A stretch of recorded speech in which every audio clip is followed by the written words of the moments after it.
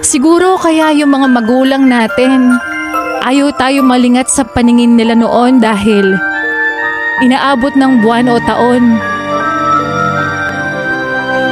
bago ka nila makasama ngayon. Siguro kaya nung bata tayo, pinapatulog tayo sa hapon kasi kapag tumanda ka na, mamamalimos ka na ng tulog at pahinga. Siguro kaya pinapakain tayo ng masustansya noon para sa pagtanda mas malakas nating haharapin yung mga pagsubok ng buhay. Siguro kaya kailangan sabay-sabay kumakain noon.